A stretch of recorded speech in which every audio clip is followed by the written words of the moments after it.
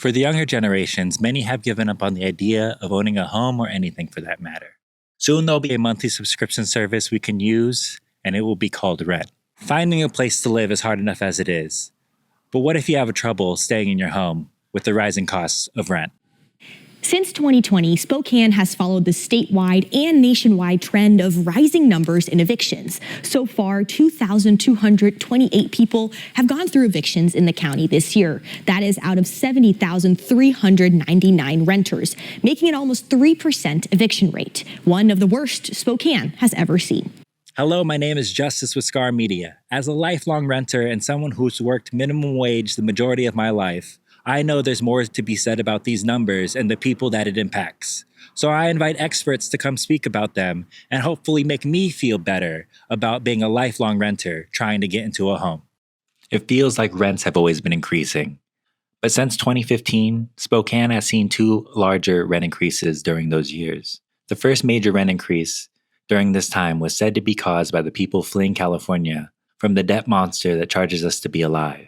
And they left in search for a cheaper monthly subscription cost for housing and affordable avocado toast. Around the country, the cost of living rising led many people to look for affordable housing that is accompanied by job opportunities.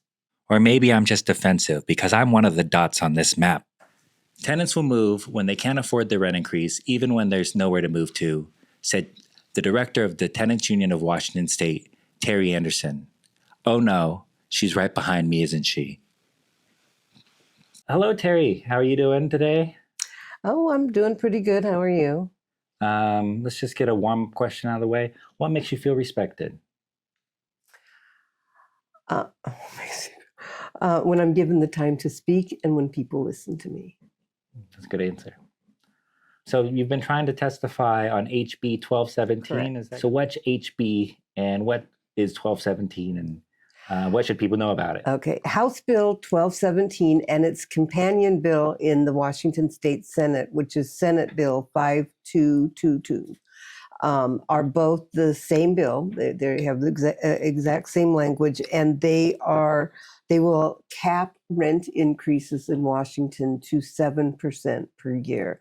So you'll hear it called rent stabilization, and you will not hear it be called rent control, because rent control actually sets the rent. This does not in any way tell a landlord how much they can charge for renting their property. But what it does do is it caps the amount of rent they can increase while a tenant is living in their housing. So what's the difference between rent control and rent stabilization? Rent control is, like I said, it actually controls the amount of rent that a landlord can rent their unit for. So it actually limits rent increases not only while a tenant lives in the building, but it also limits rent between occupancy. So if a rent is at a certain level and then they re-rent it, they have to keep it at that same level. That's rent control. Rent stabilization allows a landlord to set the rent at any level they want when a tenant moves in, and it's while the tenant is living in that unit, they can only raise rent 7% per year. At the top, they can raise it. They don't have to raise it at all if there's no need to raise it, but they cannot raise it any higher than 7%. And under current law, landlords, the only restriction on a rent increase is landlords have to give 60 days written notice to a tenant, but there's no limit on how high they can increase that rent. So conceivably, and I say conceivably, but in reality, this does happen, tenants can get a rent increase notice every 60 days. And that means that their rent increase, they could have 6 rent increases in 1 year. A rent stabilization bill will only allow 1 rent increase per year, and they will extend the notice period, so there will be fewer notices that you could get a rent increase during the year. How often are renters currently, seeing these increases? If a tenant has a fixed term lease, a landlord is prohibited from raising the rent at all during that term. So if you have a 1-year lease, during that 1 year to the date it expires, you cannot get any rent increases at all. If you have a month-to-month rent increase or a rental agreement and not a fixed term lease, then a landlord can give you a 60-day notice and raise your rent every 60 days. So is it better to have a long-term lease, or why would that be one over the other? You know, there was a time when we would say always get a lease. Because of what I just said, they can't raise your rent during your term. They can't change any of the rules until the lease is over. So you pretty much have pretty stable and you know what to expect for that year.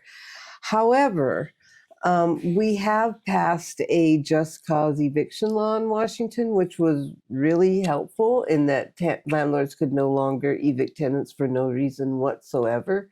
They had to give them a reason or a cause. But at the last minute, an amendment was put on that bill that just cause only applies to tenants who live in month-to-month rentals. And if you are in a fixed term lease, there are some conditions that make it a little harder for landlords to do this. But if you move into your housing situation with a lease, that landlord could actually deny you the renewal of that lease at the end of your lease period. And if you continue to move after you've been denied an extension on your lease, then you could be evicted for no reason. Wow. Tough choices.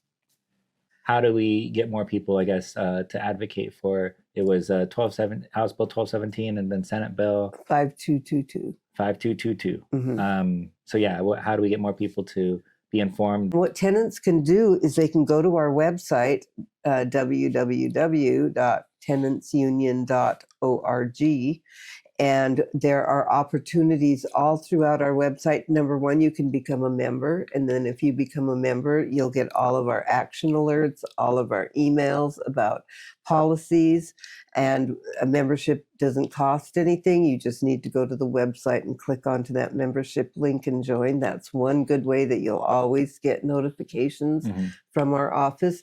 The other way is we have a tenants' rights hotline. And so if you are actually experiencing a rent increase and you don't know what to do about it, you can call our office. We can walk you through what you might expect and what you can do about it. That might give you a little more time so that you don't have to move even when you don't have anywhere to go. We may be able to, there are some protections that could keep you in your home.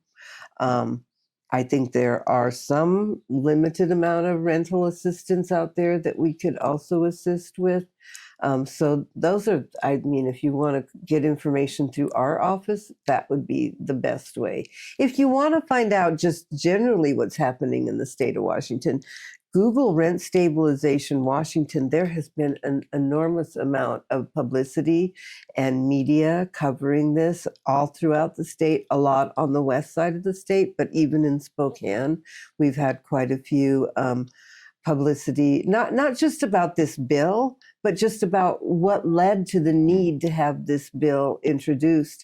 This is the third year in a row that this bill is being introduced, so it's sad to say that 2 previous years this bill has failed. It passes in the House of Representatives, and then it runs into a block when it gets into the state Senate. So we think that we have seen some changes in the state Senate. There have been some districts that have flipped on the west side of the state, so it gives them more of a majority to the party that is more likely to vote. Well, I'll just tell you right now, we are not a partisan organization, but my observation as an employee of a C3 and sitting through these legislative sessions 3 years in a row, there has never been a member of the Republican caucus in the House or the Senate that have voted for rent stabilization, either in the committee or in the actual body on the floor. So when you see a track record like that, you only have a limited amount of resources, so you need to spend them where they're most likely to have an impact. So we generally only send emails and letters to the Democratic caucus of the House of Representatives and the state Senate, because They've actually prioritized housing stabilization. My understanding, the House of Representatives, this is their number one priority that they want to get out. I think they have expressed frustration that they've passed it 3 years in a row and it hasn't gotten past the state Senate. But I'm not at all endorsing one party over another. I'm just telling you what my observations have been. So if tenants have limited amount of ability to reach out to lawmakers, I would say reach out to members of the Democratic caucus and not the Republican caucus, because the Republican caucus has a pretty strong hold on their members, and they have actually named housing stability as their top priority that they want to fail. So that's just for a practical level. Again, I'm not endorsing one party over another. I'm just saying that generally for this type of bill, this is where you are. If you could get a member of the Republican caucus to vote yes, tell us about it and we would give them an award. Wow, Terri, tell us how you really feel. We learned about House Bill 1217 and Senate Bill 5222. These Senate bills were about rent stabilization. We learned that rent stabilization is different than rent control, but can still very much help renters who are impacted by the rising costs of rent. Catch us in our next part of this series, Housing, Evictions, and Housing Justice, with SCAR Spokane.